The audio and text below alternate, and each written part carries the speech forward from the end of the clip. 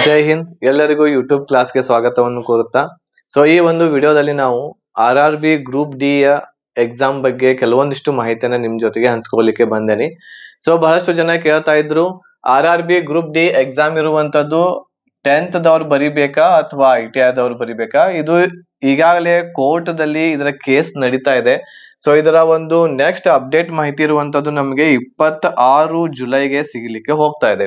ಇನ್ನುವರೆಗೆ decide ಆಗಿಲ್ಲ RRB group D exam ಇರುವಂತದ್ದು 10th ದವ್ರು ಬರಿಬೇಕಾ ಅಥವಾ ITI ದವ್ರು ಬರಿಬೇಕಾ ಅಂತೇಳಿ. ಇದರ ಜೊತೆಗೆ ನೀವು ಈಗಾಗಲೇ ಯೂಟ್ಯೂಬ್ ದಲ್ಲಿ ಬಹಳಷ್ಟು ವಿಡಿಯೋಸ್ ಗಳನ್ನು ಕೂಡ ನೋಡಿರಬಹುದು. ಕೆಲವೊಬ್ರು ಹೇಳ್ತಾರೆ ITI ದವ್ರಿಗೆನೆ ಆಗ್ಬೇಕು, ಆಮೇಲೆ ಕೆಲವೊಬ್ರು ಹೇಳ್ತಾರೆ 10th ದವ್ರಿಗೆನೆ ಆಗ್ಬೇಕು ಅಂತೇಳಿ. ಬಟ್ ಇಲ್ಲಿ ನಾವು ನೋಡೋದಾದ್ರೆ ಯಾರಿಗೂ ಕೂಡ ಅನ್ಯಾಯ ಆಗದ ಹಾಗೆ 10th ದವರು ಕೂಡ ಮತ್ತು ITI ದವರು ಕೂಡ ಏನು ಅಂತಂದ್ರೆ ಈ ಒಂದು ಎಕ್ಸಾಮ್ ಅನ್ನ ಬರಿಬೇಕಾಗುತ್ತೆ. ಎಲ್ಲರೂ ಕೂಡ ಒಂದು ನ್ಯಾಯ ಸಿಗ್ಬೇಕಾಗಿದೆ. ಇದ್ರ ಬಗ್ಗೆ ನಾವು ನೋಡೋಣ, ಯಾರು ಪರೀಕ್ಷೆ ಇರ್ತಕ್ಕಂಥದ್ದು ಬರೆಯಲು ಅರ್ಹರಾಗ್ತಾರೆ ಅನ್ನೋದನ್ನ ಈ ಒಂದು ವಿಡಿಯೋದಲ್ಲಿ ಚರ್ಚೆಯನ್ನ ಸಂಕ್ಷಿಪ್ತವಾಗಿ ಮಾಡೋಣ. ಬಟ್ ಇನ್ನೂವರೆಗೂ ಕೂಡ ಕೋರ್ಟ್ ದಿಂದ ಅಪ್ಡೇಟ್ ಯಾವುದು ಕೂಡ ಬಂದಿಲ್ಲ. ಕೋರ್ಟ್ ದಿಂದ ಅಪ್ಡೇಟ್ ಇರುವಂತದ್ದು 26 ಜುಲೈಗೆ ನಿಮ್ಗೆ ಬರ್ಲಿಕ್ಕೆ ಹೋಗ್ತಾ ಇದೆ. ಯಾರು ಬರಿಬಹುದು? 10th ದವ್ರು ಬರೀಲಿಕ್ಕೆ ಅವಕಾಶ ಇದೆಯಾ ಅಥವಾ ITI ದವ್ರು ಬರೆಯೋದಕ್ಕೆ ಅವಕಾಶ ಇದೆ? ಅದ್ರ ಬಗ್ಗೆ ನೋಡ್ತಾ ಹೋಗೋಣ. ಅದಕ್ಕಿಂತ ಮುಂಚೆ ರೈಲ್ವೆಯ RRB ಯ ಗ್ರೂಪ್ ಡಿ ಎಕ್ಸಾಮ್ಗೆ ನೀವು ತಯಾರನ್ನು ನಡೆಸುವಂತ ಅಭ್ಯರ್ಥಿಗಳಿದ್ದೀರಿ. ನಿಮಗೆ ನಮ್ಮ ಒಂದು ಯೂಟ್ಯೂಬ್ ದಲ್ಲಿ ಅಥವಾ ನಮ್ಮ ಒಂದು ಈ ಯೂಟ್ಯೂಬ್ ಆನ್ಲೈನ್ ಕ್ಲಾಸ್ ದಲ್ಲಿ ನಿಮಗೆ ಕಂಪ್ಲೀಟ್ ಆಗಿರುವಂತಹ ಒಂದು ಪ್ಯಾಕೇಜ್ ಅವೈಲೇಬಲ್ ಐತಿ, ಕಂಪ್ಲೀಟ್ ಕೋರ್ಸ್ ಅವೈಲೇಬಲ್ ಐತಿ. ಇದು ಸಂಪೂರ್ಣವಾಗಿ ನಿಮ್ಗೆ ಕನ್ನಡ ಭಾಷೆಯಲ್ಲಿದೆ. ಇದರಲ್ಲಿ ನಿಮ್ಗ GK ಯ ಎಲ್ಲ ಸಬ್ಜೆಕ್ಟ್ ಗಳ ಆಗಿರಬಹುದು, ಆಮೇಲೆ ಮ್ಯಾಥ್ಸ್, ರೀಸನಿಂಗ್, ಸೈನ್ಸ್ ಈ ಎಲ್ಲ ಸಬ್ಜೆಕ್ಟ್ ಗಳ ರಿಕಾರ್ಡೆಡ್ ಕ್ಲಾಸಸ್ ಗಳು ನಿಮ್ಗೆ ಸಿಗ್ತಾ ಇದಾವೆ. ಈ ರಿಕಾರ್ಡೆಡ್ ಕ್ಲಾಸಸ್ ಗಳಿಂದ ನೀವು ನಿಮ್ಮ ಮನೆಯಲ್ಲಿ ಕುಳಿತುಕೊಂಡು ನಿಮ್ಮ ಸ್ಟಡಿಯನ್ನ ಒಳ್ಳೆಯ ರೀತಿಯಿಂದ ಮಾಡಬಹುದಾಗಿದೆ. ಈ ಎಲ್ಲ ರಿಕಾರ್ಡೆಡ್ ಕ್ಲಾಸಸ್ಗಳು ಈ ಪ್ಯಾಕೇಜ್ ದಲ್ಲಿ ಸಿಗ್ತಾ ಇದೆ. ಅದ್ರ ಜೊತೆಗೆ PDF ನೋಟ್ಸ್ ಗಳನ್ನ ಕೊಡ್ತಾ ಇದ್ದೇವೆ. ಮಾಕ್ ಟೆಸ್ಟ್ ಗಳನ್ನ 10 ನಾವು ನಿಮ್ಗೆ ಕಂಡಕ್ಟ್ ಮಾಡ್ತೀವಿ. ಈ ಒಂದು ಗ್ರೂಪ್ ಡಿ ಎಕ್ಸಾಮ್ ಗೆ ರಿಲೇಟೆಡ್ ಇರುವಂತದ್ದು ಲೇಟೆಸ್ಟ್ ಪ್ಯಾಟರ್ನ್ ದಲ್ಲಿ. ಅದ್ರ ಜೊತೆಗೆ ಪ್ರೀವಿಯಸ್ ಇಯರ್ ಇರುವಂತಹ 5 ಸೆಟ್ ಕ್ವಶನ್ ಪೇಪರ್ ಗಳನ್ನು ಕೂಡ ನಾವು ನಿಮ್ಗೆ ಕೊಡ್ತಾ ಇದ್ದೇವೆ ಕನ್ನಡ ಭಾಷೆಯಲ್ಲಿ. ಇದೆಲ್ಲ ನಿಮ್ಗೆ ಸಿಗ್ತಾ ಇದೆ ಈ ಒಂದು ಕಂಪ್ಲೀಟ್ ಪ್ಯಾಕೇಜ್ ದಲ್ಲಿ. ಇದರ ಆಫರ್ ಫೀಸ್ ಇನ್ನೂವರೆಗೂ ಕೂಡ ನಡೀತಾ ಇದೆ. ಈ ಫೀಸ್ ಇರುವಂತದ್ದು ನಿಮ್ಗೆ 1,001 ರೂಪಾಯಿಯಲ್ಲಿ ಕಂಪ್ಲೀಟ್ ಪ್ಯಾಕೇಜ್ ಸಿಗ್ತಾ ಇದೆ. ಈ ಪ್ಯಾಕೇಜ್ ದೊಂದಿಗೆ ನೀವು ಬೇರೆ ಯಾವುದೇ ಬುಕ್ಸ್ ಗಳನ್ನ ಓದುವಂತ ಅವಶ್ಯಕತೆ ಇಲ್ಲ, ಪುಸ್ತಕ ಓದುವಂತ ಅವಶ್ಯಕತೆ ಇಲ್ಲ, ಬೇರೆ ಯಾವ್ದು ವಿಡಿಯೋಸ್ ನೋಡುವಂತ ಅವಶ್ಯಕತೆ ಇಲ್ಲ. ಈ ಪ್ಯಾಕೇಜ್ ದಿಂದ ನೀವು ನಿಯರ್ ಆಗಿ ಒಂದು 100 ಮಾರ್ಕ್ಸ್ ಗಳಲ್ಲಿ 80+ ಮಾರ್ಕ್ಸ್ ಗಳನ್ನ ಪಡ್ಕೊಳ್ಳುವಂತಹ ಒಂದು ಪ್ಯಾಕೇಜ್ ಇದಾಗಿದೆ. ಅಟ್ ಲೀಸ್ಟ್ ನೀವು 75 ರಿಂದ 80 ಮಾರ್ಕ್ಸ್ ಗಳನ್ನ ಪಡ್ಕೊಂಡ್ರೆ ಈ ಸಲ ನಿಮ್ದು RRB ಗ್ರೂಪ್ ಡಿ ಎಕ್ಸಾಮ್ ಇರುವಂತದ್ದು ಕ್ಲಿಯರ್ ಆಗುತ್ತೆ. ಈ ಸಲ ನಿಮ್ಗೆ ಜಾಬ್ ಆಗೇ ಆಗುತ್ತೆ. ಓಕೆನಾ? ಈ ಪ್ಯಾಕೇಜ್ ದಿಂದ ನೀವು 80+ ಮಾರ್ಕ್ಸ್ ಗಳನ್ನ ಪಡ್ಕೋಬಹುದು. ಆ ರೀತಿ ಇರುವಂತಹ ಪ್ಯಾಕೇಜ್ ಇರುವಂತದ್ದು ನಾವು ನಿಮ್ಗೆ ಮಾಡಿವಿ. ಇದರಲ್ಲಿ ಏನಾದ್ರೂ ಈ ಒಂದು ಕೋರ್ಸ್ಗೆ ನೀವು ಜಾಯಿನ್ ಆಗ್ಬೇಕು ಅಂತ ಹೇಳಿ ಅನ್ಕೊಂಡಿದ್ರೆ ಇಲ್ಲಿ ಕೆಳಗೆ ಕೊಟ್ಟಿರುವಂತಹ ನಂಬರು 8861927838 ನಂಬರ್. ಈ ನಂಬರ್ಗೆ ನೀವು ನಮಗೆ ಒಂದು ವಾಟ್ಸ್ಆಪ್ ಮೆಸೇಜ್ ಅನ್ನ ಮಾಡ್ರಿ, ಗ್ರೂಪ್ ಡಿ ಅಂತೇಳಿ. ಈ ಗ್ರೂಪ್ ಡಿ ಅಂತ ಹೇಳಿ ನೀವು ಮೆಸೇಜ್ ಮಾಡಿರಿ ಅಂತಂದ್ರ ನಿಮ್ಮ ವಾಟ್ಸ್ಆಪ್ ನಂಬರ್ಗೆ ನಾವು ಒಂದು ಸ್ಕ್ಯಾನರ್ ಅನ್ನ ಕಳಿಸ್ತೇವೆ. ಈ ಸ್ಕ್ಯಾನರ್ ಅನ್ನ ಸ್ಕ್ಯಾನ್ ಮಾಡಿ ನೀವು ಫೀಸ್ ಪೇಡ್ ಆದ್ಮೇಲೆ ಒಂದು ಸ್ಕ್ರೀನ್ ಶಾಟ್ ಅನ್ನ ಕಳಿಸ್ರಿ ನಮ್ಗೆ ಇದ ನಂಬರ್ಗೆ. ಸ್ಕ್ರೀನ್ ಶಾಟ್ ಕಳಿಸಿದ ನಂತರ ನಾವು ನಿಮ್ಗೆ ಎಲ್ಲ ಕ್ಲಾಸಸ್ ಗಳನ್ನ ನಿಮ್ಮ ವಾಟ್ಸ್ಆಪ್ ನಂಬರ್ಗೆ ಕಳಿಸ್ತೇವೆ. ಕ್ಲಾಸಸ್ ಗಳು ಹೇಗಿರ್ತಾವ ಅಂತಂದ್ರೆ, ಈಗ ಉದಾಹರಣೆಗೆ ಸೈನ್ಸ್ ಅಂತ ಹೇಳಿ ಇರ್ತೈತಿ. ಇದರಲ್ಲಿ ನಿಮ್ಗೆ ಕ್ಲಾಸ್ 1 ಅಂತ ಹೇಳಿ ಇರ್ತಿ, ಕೆಳಗಡೆ ಇರ್ತೈತಿ ಕ್ಲಾಸ್ 1. ಇದ್ರ ಕೆಳಗಡೆ ಲಿಂಕ್ ಇರ್ತಾ ಇದೆ. ಈ ಲಿಂಕ್ ಮೇಲೆ ಕ್ಲಿಕ್ ಮಾಡಿರಿ ಅಂತಂದ್ರ 1ನೇ ಕ್ಲಾಸ್ ಓಪನ್ ಆಗ್ತೈತಿ. ಯೂಟ್ಯೂಬ್ ಒಳಗನೆ ಓಪನ್ ಆಗ್ತೈತಿ. ಬಟ್ ಎಲ್ಲರಿಗೂ ಕೂಡ ಓಪನ್ ಆಗಲ್ಲ, ಎಲ್ಲ ಕ್ಲಾಸಸ್ ಗಳು ಲಾಕ್ ಇರ್ತವೆ. ಬೇಕಾದ್ರೆ ನೀವು ಕ್ಲಾಸಸ್ಗೆ ಜಾಯಿನ್ ಆದ್ಮೇಲೆ ಈ ಒಂದು ಲಿಂಕ್ ಗಳನ್ನ ಬೇರೆಯವರಿಗೆ ಶೇರ್ ಮಾಡಿರಿ ಅಂತಂದ್ರ ಅವರಲ್ಲಿ ಈ ಕ್ಲಾಸಸ್ ಗಳು ಓಪನ್ ಆಗಂಗಿಲ್ಲ. ಎಲ್ಲವುಗಳನ್ನ ಕೂಡ ನಾವು ಲಾಕ್ ಮಾಡಿರ್ತೇವೆ. ಯಾರು ಫೀಸ್ ಪೇಡ್ ಮಾಡಿ ಜಾಯಿನ್ ಆಗಿರ್ತಾರೆ ಅವ್ರಿಗೆ ಮಾತ್ರ ಈ ಕ್ಲಾಸಸ್ ಗಳ ಲಿಂಕ್ ಇರ್ತಕ್ಕಂಥದ್ದು ಓಪನ್ ಆಗ್ತವೆ. ಹೀಗೆ ಕ್ಲಾಸ್ 1, ಕ್ಲಾಸ್ 2, ಕ್ಲಾಸ್ 3, ಕ್ಲಾಸ್ 4 ಅಂತ ಹೇಳಿ ಎಲ್ಲ ಸಬ್ಜೆಕ್ಟ್ ಗಳ ಸಪರೇಟ್ ಇರುವಂತದ್ದು ಎಲ್ಲ ನಿಮ್ಗೆ ಲಿಂಕ್ ಗಳನ್ನ ನಿಮ್ಮ ವಾಟ್ಸ್ಆಪ್ ನಂಬರ್ಗೆ ನಾವು ಕಳಿಸ್ತಾ ಇದ್ದೇವೆ. ಓಕೆನಾ? ಈ ರೀತಿ ನಿಮ್ಗೆ ಈ ಪ್ಯಾಕೇಜ್ ಇರ್ತಕ್ಕಂಥ ತೆಗೆದುಕೊಂಡು ನೀವು ನಿಮ್ಮ ಸ್ಟಡಿಯನ್ನ ಮಾಡಬಹುದು.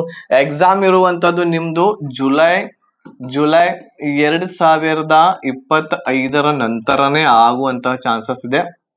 ಈಗಾಗಲೇ ಕೋರ್ಟ್ ಅಪ್ಡೇಟ್ ಇರುವಂತದ್ದು ನಿಮಗೆ ಬರುವಂತದ್ದು 26 ಜುಲೈಗಿದೆ. ಹಾಗಾಗಿ ಜುಲೈ ತಿಂಗಳ ಮುಗಿದ ಮೇಲೆನೆ ಇರ್ತೈತಿ. ಜುಲೈಕ್ಕಿಂತ ಮುಂಚೆ ಅಂತೂ ನಿಮ್ಮ ಎಕ್ಸಾಮ್ ಆಗಂಗಿಲ್ಲ.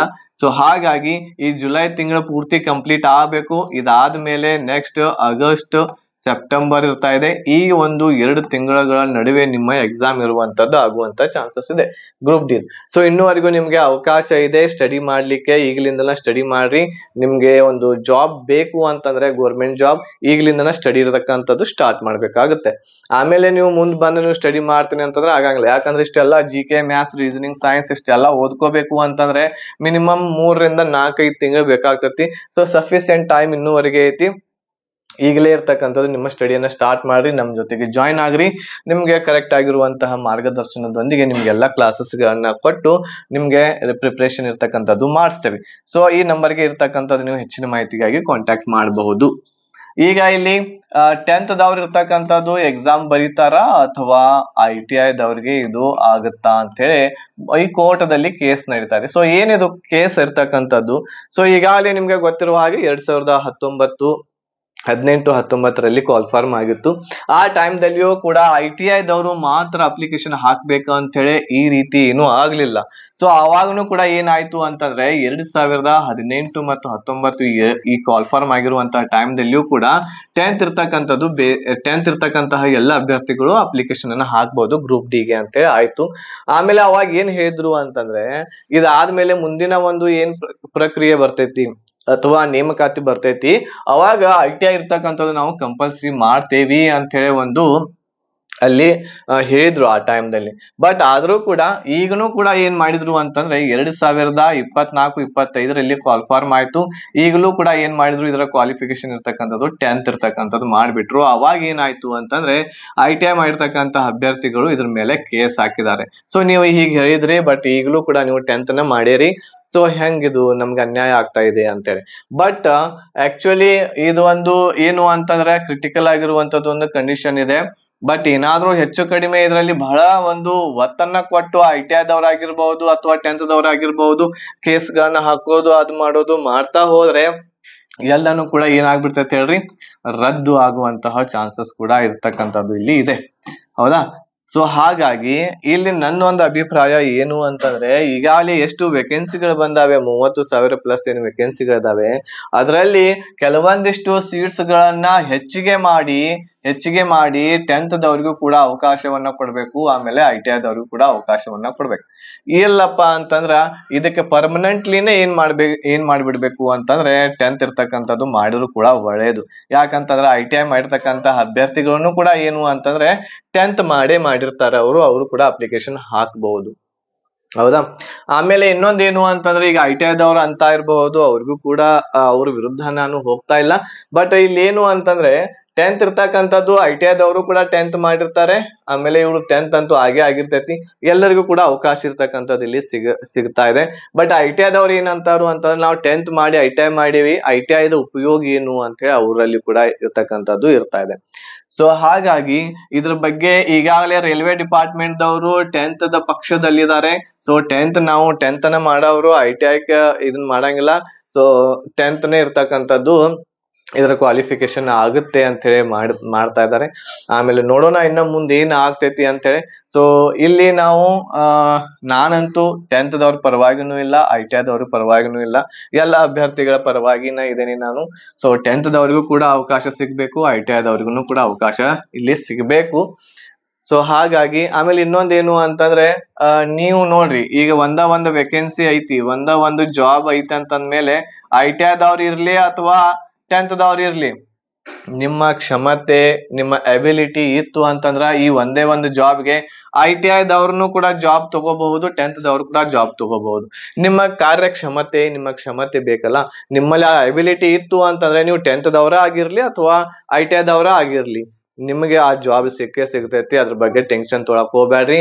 ಇನ್ನೊಂದು ಕೊನೆಯದಾಗಿ ನಾನು ಹೇಳೋ ಮಾತೇನು ಅಂತಂದ್ರೆ 10th ಇರ್ತಕ್ಕಂತ ಅಭ್ಯರ್ಥಿಗಳಾಗಿರ್ಬೋದು, ITI ದವ್ರಿಗಂತೂ ಸಿಗ್ತೈತಿ ಎಕ್ಸಾಮ್ ಬರೀಲಿಕ್ಕೆ. ಆಮೇಲೆ ಈಗ ದುಗುಡ ಇರುವಂತದ್ದು ಏನು ಅಂತಂದ್ರೆ 10th ದವ್ರಿಗೆ ಎಕ್ಸಾಮ್ ಬರೀಲಿಕ್ಕೆ ಅವಕಾಶ ಸಿಗ್ತೈತೋ ಇಲ್ಲೋ ಅಂತ ಹೇಳಿ ಹೆದರುವಂತ ಅವಶ್ಯಕತೆ ಇಲ್ಲ. ಯಾರು 10th ಮೇಲೆ ಅಪ್ಲಿಕೇಶನ್ ಅನ್ನ ಹಾಕೇರಿ ಅವ್ರಿಗೆ 100% ಎಕ್ಸಾಮ್ ಬರೀಲಿಕ್ಕೆ ಅವಕಾಶ ಸಿಗ್ತೈತಿ. ಇದ್ರ ಬಗ್ಗೆ ಇರ್ತಕ್ಕಂಥದ್ದು ವಿಡಿಯೋ ಮಾಡ್ಲಿಕ್ಕೆ ಕಾರಣ ಏನು ಅಂತಂದ್ರೆ ಎಲ್ಲರೂ ಬರೀ ಇದನ್ನ ನೋಡಾಕತ್ತಾರ, ಏನು ಅಂತಂದ್ರೆ ನಮ್ಗೆ ಅವಕಾಶ ಸಿಗ್ತೈತೋ ಇಲ್ಲೋ, ಅಡ್ಮಿಟ್ ಕಾರ್ಡ್ ಬರ್ತೈತೋ ಇಲ್ಲೋ ಅಂತೇಳಿ. ಹೌದಾ? ಎಲ್ಲರಿಗೂ ಅಡ್ಮಿಟ್ ಕಾರ್ಡ್ ಬರ್ತೈತಿ, ಎಲ್ಲರೂ ಕೂಡ ಅಪ್ಲಿಕೇಶನ್ ಅನ್ನ ಹಾಕಿರಿ, ಎಲ್ಲರಿಗೂ ಕೂಡ ಇರ್ತಕ್ಕಂಥದ್ದು ಎಕ್ಸಾಮ್ ಬರೀಲಿಕ್ಕೆ ಅವಕಾಶ ಕೊಡ್ತಾರೆ. ನೀವು ನಿಮ್ಮ ಫೋಕಸ್ ಅನ್ನ ಈಗ ನಿಮ್ದು ಎದ್ರೊಳಗೆ ಮಾಡ್ಬೇಕು ಅಂತಂದ್ರೆ ಸ್ಟಡಿ ಮೇಲೆ ಮಾಡ್ರಿ. ಸೊ ಇದ್ರ ಎಲ್ಲ ಬಿಟ್ಬಿಡ್ರಿ, ಇದೆಲ್ಲ ಚಿಂತೆ ಬಿಟ್ಬಿಡ್ರಿ. 10th ಬರ್ತೈತೋ ಇಲ್ಲೋ ಈಗ ನಾ ಹೇಳ್ತಾ ಇದ್ದೇವಿ, ಆಮೇಲೆ ಬಹಳಷ್ಟು ಜನರು ಕೂಡ ಹೇಳ್ತಾ ಇದ್ದಾರೆ. ನನಗೂ 100% ಗ್ಯಾರಂಟಿ ಇದೆ 10th ದವ್ರಿಗೆ ಅವಕಾಶ ಸಿಗ್ತೈತೆ. 10th ದವ್ರ exam ಬರಿತಾರು. ಸೊ ಹಾಗಾಗಿ ನೀವು ಏನು ಅಂತಂದ್ರೆ ಸ್ಟಡಿ ಮೇಲೆ ನಿಮ್ಮ ಫೋಕಸ್ ಇರ್ತಕ್ಕಂಥದ್ದು ಮಾಡ್ರಿ. ಬೇರೆ ಯಾವ್ದಕ್ಕೂ ಕೂಡ ಇಲ್ಲಪ್ಪ ನಂದು ಬರಂಗಿಲ್ಲ, ನಂದು ಹಂಗಾತು ಹಿಂಗಾತು ಅಂತೇಳಿ ಬೇರೆ ವಿಡಿಯೋಸ್ಗಳನ್ನ ನೋಡಿ ಡಿಪ್ರೆಸ್ ಆಗಕ್ ಹೋಗ್ಬೇಡ್ರಿ. ಸ್ಟಡಿಯನ್ನ ಬಿಡ್ಬೇಡ್ರಿ. ನಿಮ್ಗೆ ಅವಕಾಶ ಸಿಗ್ತೈತಿ ನೋಡ್ರಿ. ಈಗ ನಿಮ್ಗೆ 10th ದವ್ರಿಗೆ ಎಕ್ಸಾಮ್ ಬರೀಲಿಕ್ಕೆ ಅವಕಾಶ ಕೊಡಂಗಿಲ್ಲ ಅಂತ ಹೇಳಿ ನೀವು ಸ್ಟಡಿಯನ್ನ ಬಿಟ್ಟು ಹಂಗ ಕುಂತ್ರ ಅಂದ್ರ ಆಮೇಲೆ ಗೊತ್ತಾಯ್ತು ಅಡ್ಮಿಟ್ ಕಾರ್ಡ್ ಬಂದೈತಿ ನಂದು ಅಂತೇಳಿ, ಅವಾಗ ಗೊತ್ತಾಯ್ತು ಅಂತಂದ್ರೆ ಅವಾಗ ಏನ್ ಮಾಡವ್ರ? ಅವಾಗ ಸ್ಟಡಿ ಮಾಡಕ್ ಆಗುತ್ತಾ? ಸ್ಟಡಿ ಮಾಡಕ್ ಆಗಂಗಿಲ್ಲ. ಆಮೇಲೆ ಇನ್ನೊಂದೇನು ಅಂತಂದ್ರೆ ನೀವು ಎಷ್ಟು ಜ್ಞಾನವನ್ನ ಪಡ್ಕೋತೀರಿ ಅದು ನಿಮ್ಗ ಇರ್ತೈತಿ, ಎಲ್ಲಿ ಹೋಗಂಗಿಲ್ಲ. ಎದಕ್ಕ ಯೂಸ್ ಆಗೇ ಆಗುತ್ತೆ. ಸೊ ಹಾಗಾಗಿ 10th ದವ್ರು ಇರ್ಲಿ, ITI ದವ್ರು ಇರ್ಲಿ, ನಿಮ್ಮ ಫೋಕಸ್ ಸ್ಟಡಿ ಕಡೆ ಇರ್ಲಿ. ಸ್ಟಡಿ ಇರ್ತಕ್ಕಂಥದ್ದು ಈಗ್ಲಿಂದನೇ ಸ್ಟಾರ್ಟ್ ಮಾಡ್ರಿ. ಸೊ ಹಾಗಾಗಿ ನಿಮ್ಮ ಸ್ಟಡಿಯನ್ನ ಬಿಡಾಕ್ ಹೋಗ್ಬೇಡ್ರಿ.